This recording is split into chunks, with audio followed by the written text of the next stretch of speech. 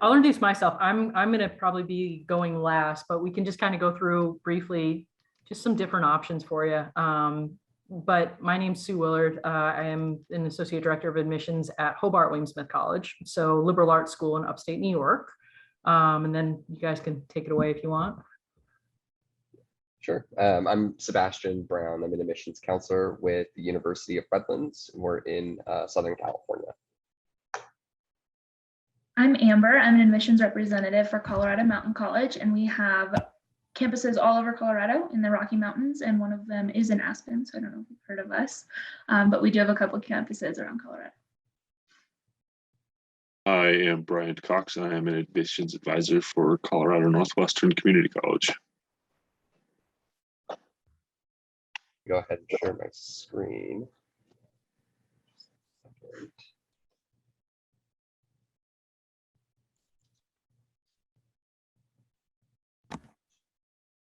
Not coming up, okay? Mm-hmm. All right, perfect. Well, thanks for joining us, Stella. And of course, if you have any questions, along the way, feel free to ask. But to hear, even as a sophomore, that you're thinking about going on and getting a doctorate, and I would say now more than ever, the importance for students to really think about their futures. And so many different types of schools are going to be offering different types of degrees. And so what are those practical pathways to helping you get, to where you want to go, whether that is eventually a doctorate or a dual degree, and the various options between community colleges, four-year institutions, masters, all those kinds of things. So we'll talk a little bit about some non-traditional programs that might help or really empower you to, create something for yourself. Things like dual degree options, which if you're looking to go on and getting a doctorate or a master's, can be great ways to save time and money. And then also about community colleges transferring kind of everything in between. So there are certain schools out there that will offer things that what we call non-traditional programs, or a little bit outside of what you would normally find with a traditional major. So for example, there are schools like James Madison, Sarah Lawrence College that are really taking a non-traditional approach. And so that allows students, I kind of like to think of it as when you declare your major in college, you're following the yellow brick road. You know exactly which classes that you're taking and in which order to receive that degree, that certification, if you will. Whereas schools like Sarah Lawrence, here at Redlands, we offer a specific program in something called the Johnston Center for Integrative Studies.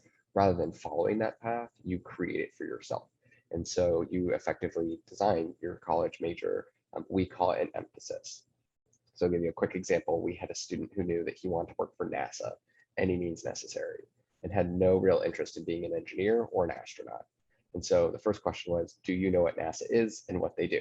Because if you don't want to be an engineer or an astronaut, good luck finding a job with them. But at Redlands, through our program, he was able to create his own degree. So he did political science and public policy, but also international relations, global business, astronomy, and physics, kind of mashed it all together and had the ability to name his degree. So his degree from Redlands is technically in astropolitics, right? Very kind of obscure and different, but a perfect opportunity for him to really create something that was specifically towards his career goals. So if you want to get into psychology, but maybe a specific field within that, non-traditional programs might be great ways to really create that for yourself. The other great option is to look at and see where schools offer dual degree programs, which can be anything from a 3-2 program in which you spend 3 years at one school, 2 years at another, and there's some sort of a partnership that's already arranged for you. Others, you could stay at the same school, but they might be known as like 4+1 or 3+3s, anything like that. It's a little different than double majoring because when you double major, you are really just getting one single diploma and in just kind of splitting that into two different fields of study. Whereas with a dual degree, you're really getting 2 different degrees just at the same time, or it might take you just 1 extra year. But again, a great way to really save time and money in the long run. So you'll see all these different combinations like Bachelor's of Arts, a Bachelor's of Science, Bachelor of Arts maybe with a BFA, so a Bachelor's in Fine Arts, or a Bachelor's in Business Administration.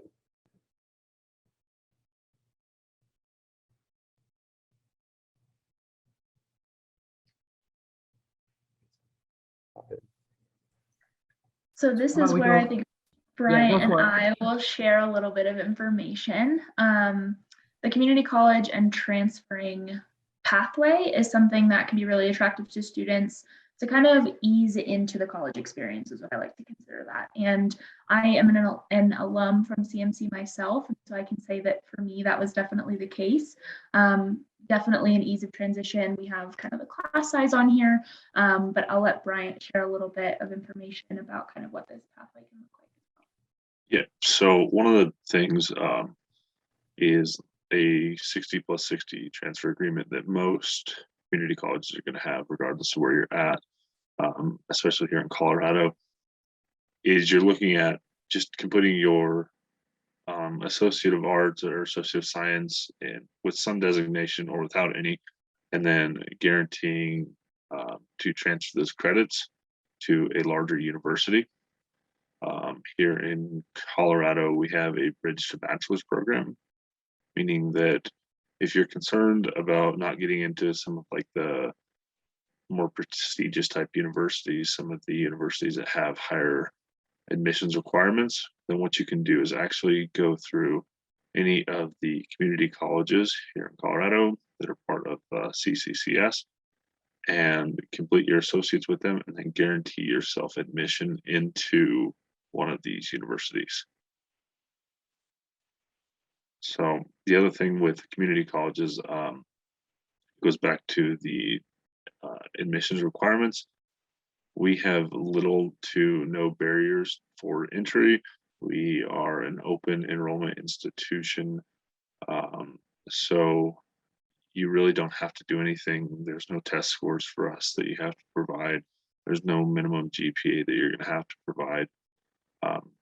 So maybe high school wasn't your thing, but you want kind of a fresh start in college, then it's a good option for you to kind of restart that education. And then as well as the transition from a smaller college to possibly a bigger university. I know personally I was from a high school. We graduated, I think, 96 of us, so a little bit smaller. Going through a community college allowed me to kind of understand bigger class sizes without jumping into massive lecture halls and things of that nature. Yeah, and I can totally second everything that Brian has said, and Colorado Mountain College also has all of these things that Brian has mentioned as well. So the transfer agreement, we are also an open enrollment institution. So it really makes the application process easy, even if you're just trying to kind of get a handle on that. Can be a really great way to kind of jump in there with applying to college. At Colorado Mountain College, we are a public institution with a wide range of 2-year and a few bachelor's degrees. And then those are academic programs that we have at CMC are designed for transfer to 4-year university. So that was kind of my story. I got my Associate of Arts in Communications at CMC and then transferred to another university in Colorado. And I can say that that process is super smooth. And that ease of transition really that played a huge role for me. So you don't have to worry about those huge lecture halls right off the bat. You can kind of get in there with, a professor to student ratio of about 12:1 at CMC, which really helps with that transition later on. So I guess I'll hop in. Probably don't need to share anymore since I don't have any slides on this.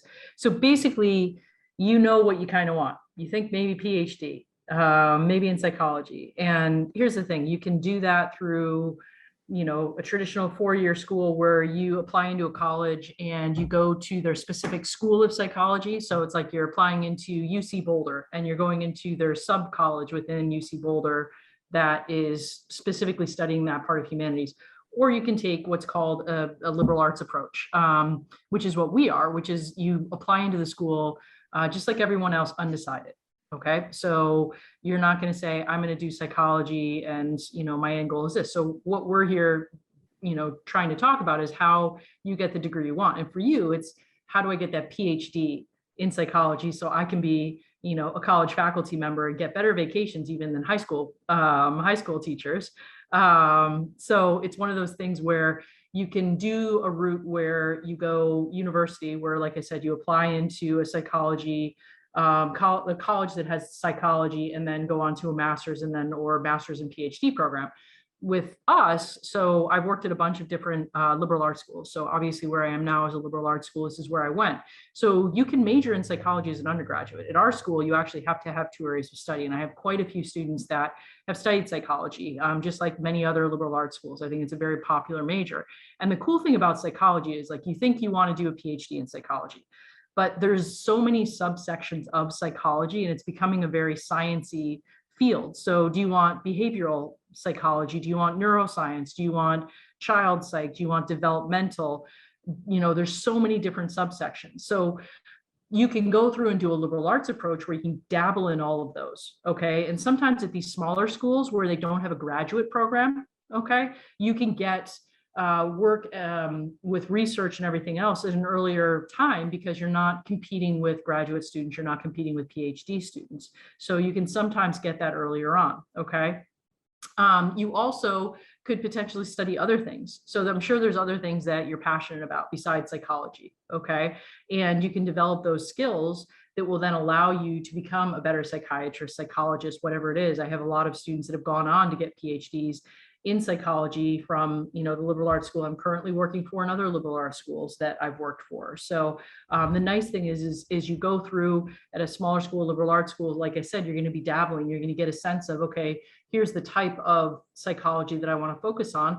And then they're going to help you, whatever school it is going to help you apply and identify, maybe you want to get a master's in psychology or counseling or social work, something like that, okay? Or they'll help you identify, here are the programs that you can apply into to do a PhD in psychology. One of the alums that graduated a few years ago was a professor at a college or university right near ours within 6 years of graduating undergrad, okay, with a PhD. So it's one of those where you have to just take a look and say, okay, I really think I want to do this, but if there's other things that you're also interested in, liberal arts might be a great approach for you, because you still can get that end goal of getting a PhD, but you're also going to be able to do some other things. But if you're one of those people that says, I just want to do this and I don't want to focus on other things, you just want to focus on psychology, then maybe going to a traditional university where that's the only thing that you're going to focus on is good. So, people that want engineering, tend to go to schools that they just focus on engineering, or sometimes if they want business, they just go to a school that focuses on business. So you're still really early in this process. And I think the best advice is, see what some of these community colleges have to offer. My brother went to one and it was transformative for him, and it does save quite a bit of money, and it allows you to explore around, okay? Explore some smaller schools, explore liberal arts schools, and then obviously, you have some fantastic large universities there in Colorado and around. So make sure you explore those and just see kind of what feels right to you. Do you need a smaller environment? Like Aspen is not a huge school. So do you like the smaller environment of those classrooms? Okay, maybe you do. Maybe you're going to be all right in a larger setting. So I think just cast a wide net, but know that, as long as you get research and opportunities to be hands-on as an undergraduate, you're going to be able to apply to those master's programs or PhD programs that will hopefully get you where you want to be as a college professor or a psychologist, like I said, or psychiatrist. But just kind of bear with it one step at a time, and I'm sure that you're going to be all good. That's all I have. So I don't know if anybody else has anything to chime in, or Stella, do you have any questions for us? You're good? Really?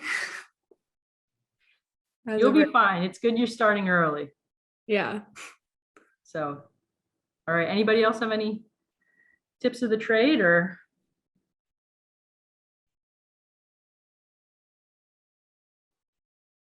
Yeah. That up there. Yeah. Feel free to continue to ask questions. I think is a really important part of just the college process. I mean, that's what we're all here for, is to help you find the right fit. And like I said, schools will offer a lot of different things. Some will be a little bit more consistent. Psychology is going to be psychology at most schools, but there may, like Suzanne was saying, there may be different degree fields that are a little bit more niche that are perfect for you, or you don't want to think you're getting into something and it's not at all what you were expecting. And yeah, that's it. The only other thing I would add.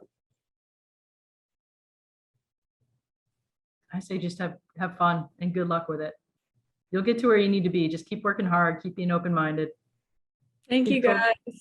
No worries. Thank you.